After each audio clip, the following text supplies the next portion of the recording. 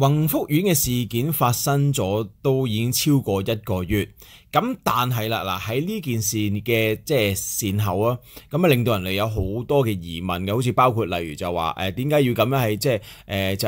即係發個錢咁少啊，俾啲災民啊就係租樓啊，點解唔一次過係幫你係置業啊？咁同埋點解係即係冇任何嘅官員啊，即係走出嚟啊，就同大家講係啊，其實我哋真係可能有啲嘢要係做得好啲啊，或者係直接啲講啦。點解冇任何嘅官員啊就呢件事係道歉？咁啊除此之外就啦，咁點解到而家即係有好多嘅市民都有疑問啦？點解可以喺發生咁大嘅災難，因為講成起碼死咗超過110人？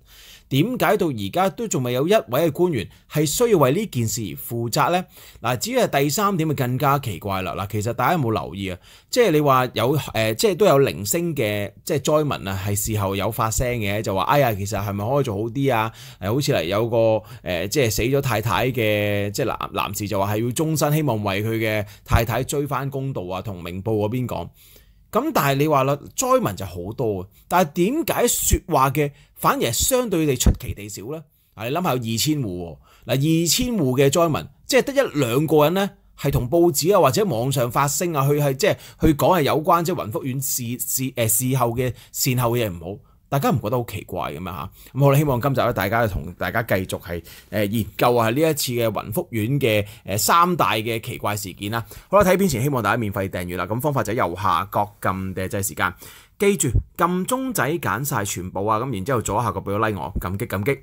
嗱，其實咧，即係喺個社會咧係發生咧係咁大嘅嚴重事件啊！即係就算唔係直接關政府事啦，即係千祈唔好誤會，即係咪話咩政府係即係搞到呢單嘢搞出嚟咁？我相信一定唔關事啦。咁但係啦，即係如果你話係當中即係有好多唔同嘅政府部門係一早已經知悉，就係有關就係宏福苑啊嗰啲棚網嘅安全問題啊，同埋係用嗰啲發泡膠係擋住玻璃窗嗰啲問題啊，其實一早有好多嘅居民係已經係向唔同嘅部門反映啊，咁亦都係有啲民間嘅團體啦係聯絡過去消防處啦，咁都係冇任何人去回應嘅。ICAC 更加就同啲災民講，就即係同啲居民講，嗰時唔係災民啊，同啲居民講喺上年就話啦，其實個證據不足啊，如果你哋搜到證咧就話俾我哋聽啦。即係有乜可能係將搜證嘅工作 ICAC 唔做就交俾啲市民做？嗱，其實你係就咁係明眼人啦，一聽到啊就話係啊，全部都係業主立案法團啊，即係求證旁證足總足協都係佢嘅人，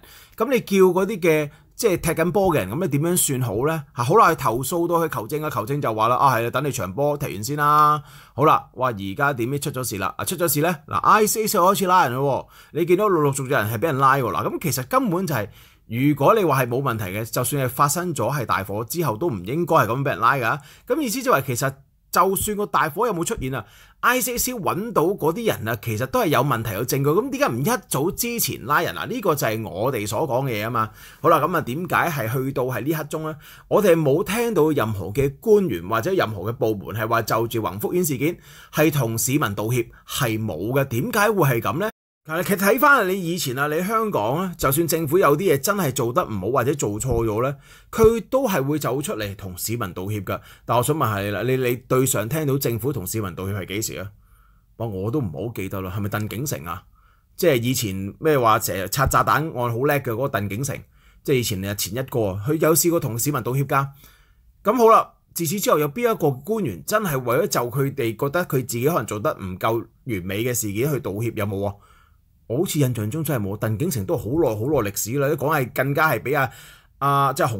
洪哥之前嗰個即係14年之前做噶嘛。你諗下，差唔多超過10年啊，係咪10年內都冇一個高官係試過道歉咧？喺即係對住市民嗱，我記得再另一個嘅就係2019年啊，嗰陣時咧就係代警察道歉嗰個咧係張建宗啊。咁好啦，咁但係咧張建宗道完歉之後咧，第日啦即刻咧就係俾即係警察咧，即係有個即係旗下有個協會啦，咁就話啦即係阿張 Sir 唔應該咁講喎，張建宗即係唔應該代表警察咁樣去道歉喎，咁然之後企到好硬噶嘛，後尾搞到張建宗都話啦其實唔應該係咁樣講。好啦，即係曾經都係道歉過嘅人咧，我最記得就係呢個張建宗啊，因為咧後尾就 undo 佢嘅道歉嘅。好啦，咁其實真係自此之後，即係尤其是立咗國安法之後，我真係未見過有任何嘅官員走出嚟咧，同大家譬如為任何嘅事件係道歉嘅，即係可能你話即係鉛水事件啊，或者水過瀝青啊，或者我地下地陷啊，或者有啲咩交通意外嘅天秤跌落嚟都好啦，咁其實又真係唔關政府事嘅嚇，咁但係啦，好啦，你話呢個宏福苑咁多戶咧係嗰個屋咧俾人燒咗，冇理由係完全任何一個政府單位都唔應該係去負責任嘅，即係完全係冇可能嘅，因為咧成個香港咧係你政府去 run 噶嘛。咁如果你係旗下嘅屋苑係有，即係旗下嘅你管一笪地方又發生咁大型火災咧，你點樣都好，你都係一定要負係相關嘅責任嘅。但係點解到呢一刻鐘，我哋冇見過任何一個官員走出嚟講道歉啊？冇啊，係咪好奇怪啊？呢個其一啦。好啦，其二呢個咧。就係喺小紅書度見到啦，小紅書就話啦，喺即係2025年回顧啊，佢話成個中國啊最奇特嘅事咧就係話係中國香港宏福苑事件啦。嗱，點解呢一個係成為小紅書嘅其中一個係首位嘅一個搜尋咧？嗱，因為佢哋就話啦竟然在呢個中國香港發生咗呢個咁大嘅火災係冇任何依國嘅官員就係沙台就呢個查辦啊。咁又係喎，嗱，好似係冇任何一個官員係喺就住呢次事件咧係有任何嘅即係處分係冇嘅喎。嗱，咁點解即係嗰啲國內嘅網民即係咁樣講咧？係因為其實喺國內，如果你話發生一啲嘅大型嘅意外咧，係一定係要有人落鑊㗎。嗱，好似咧係啱啱咧明報咧爆咗就話啦，喺遼寧省就話咧係有間餐廳就係即係有人食煙啦，就引致係發泡膠咧就係着火，咁之後咧係起碼有22條嘅人命咧係冇咗嘅，咁而當時咧嗰個遼寧嘅即係政府係有40個嘅係即係熟悉嘅官員就遭到問責啦。嗱，咁根據報道就話啦，係遼寧省係遼陽市造成22死3傷嘅429三旅廚娘飯店大火嘅事故調查報告啦，係啱啱公布咗。咁證實事件涉及咧係外牆裝修嘅材料係二次沖好，咁係消防設備損毀就未能及時修復，地方政府復職就不到位而導致。咁隨經營者等辦呢係移師司法咧，就40名嘅公職人員咧遭追究問責。咁該事故係由係國務院安會係掛牌即係督辦。咁遼寧省係應急管理廳網站都公布咧，就係事故就調查報告就顯示火災直接原因咧就因為餐廳顧客就係黃某咧就係即係將個煙頭啦係就係掉咗啦。咁喺風勢作用之下咧就係即係導致啦，咁之後咧就係有啲材料就係着咗火，包括就係即係內部嗰啲包裝箱嗰啲垃圾導致餐廳外牆嘅裝飾咧，亦都係因為係有嗰個發泡膠嘅質料啦，咁所以快速就蔓延造成火災。嗱，咁事故調查總結咧就係話暴露咗多方面問題啦，就包括咧係屬呢個叫係地黨委政府同埋有關部門係防範化解重大安全風險意識能力不足，咁生產經營單位安全生產主體責任就不落實，咁只顧發展係不顧安全，咁住建自然資源商務消防等部門咧不同程度咧存在監管範疇嘅就係呢個自我設限，只管合法就不管非法等問題。咁事故仲涉及係違法改造擴建外牆，而且大量使用就係膠料咧就係做呢個係深材嘅係鋁掃板，咁違規就係門外就排風道咧下面咧就係檢收口內堆放咧係可燃垃圾，咁消防設施損壞咧係未及時修復，咁初期火災處置就不利嘅呢個情況，咁導致就係遼寧嘅官員起碼有40位咧就係要遭到咧係問責嘅。但係呢個咧係即係小紅書嗰邊咧係 share 出嚟啦，咁我相信明報嗰邊都睇到啦。